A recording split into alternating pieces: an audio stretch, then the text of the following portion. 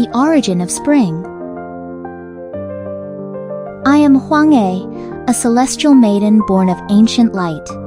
At night, I walk beneath the stars, the breeze brushing my sleeves and dew touching my fingers in a quiet, boundless world. When emotion rises, I take a small boat onto the western sea, letting wind and moonlight surround me.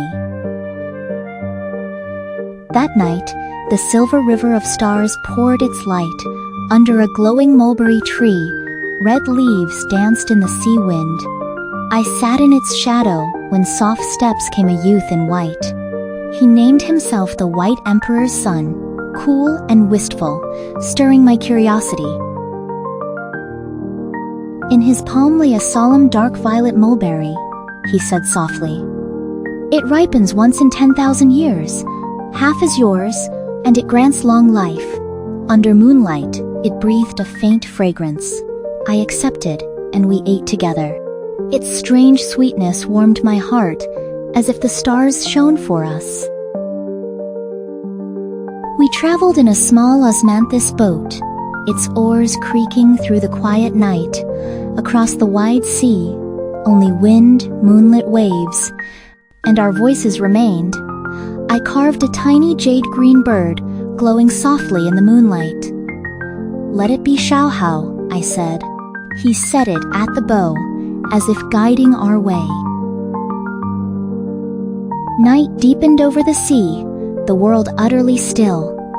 The youth and I slept to the murmur of tides, but the jade bird Xiaohao quietly awoke. In its eyes glimmered silver waves and endless stars. With a gentle thrum, it longed to fly and witness the wide, beautiful world. Stirred by sudden impulse, it beat its wings and soared upward. In pale light it swept past clouds and sea, meeting bright birds crimson loon, golden finch, painted warbler. Drawn by its daring, flocks rose, and through their cries a phoenix came, wings glowing with 5 shifting hues. The phoenix asked, "New friend, where are you headed?" Xiaohao replied, "The east is still empty and unclear. I want to build a kingdom there filled only with joy and kindness."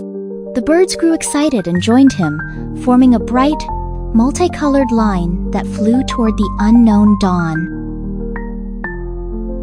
After crossing the eastern sea, they found a valley in the morning mist. With soft thumps and rustles, the birds landed, some playing, others watching. They stayed, talking of a kingdom by day and singing at night. But ideas split. Some imagined crowns, others wanted only the freedom to fly. Year after year, spring passed and autumn returned. The birds quarreled over trifles, chirping and laughing, yet no kingdom appeared. Later, Xiaohao and the phoenix had a child with a human face and bird wings, Gumang. Born gifted, Gumang flew at once, and wherever it passed, green spread and... One day, Gumang met a traveler outside the valley. Clad in animal hide and deer-bone shoes, with a determined gaze like one who shaped the ancient world, the traveler approached. "From a tree," Gumang asked, "who are you, and why have you come to this desolate valley?" The traveler said his name was Fuxi. Looking up at the sky, he said, "I come from the western lands to seek civilization for all things in the east. I wish to teach people wisdom and labor so that living beings may dwell in peace." Hearing this, Gumang was impressed and led Fuxi back to the valley. Stirring the birds, Xiaohao welcomed him, and Fuxi explained how to build temples, draw trigrams, and grow grains. The birds saw that beyond joy and kindness, civilization also needed wisdom and labor to last. Hearing this, I saw long-lost joy rise in Xiaohao's eyes. He said, "For a kingdom to have roots, it needs joy and kindness, but also shining wisdom and steady labor." So he hung up the jade bird crown, yielded the throne to Fuxi, and named the new nation Spring. At that moment, Red mountains flared along the eastern sky. With a boom, the sun leapt up, drawn by 6 golden dragons pulling its dawn light and illuminating all things.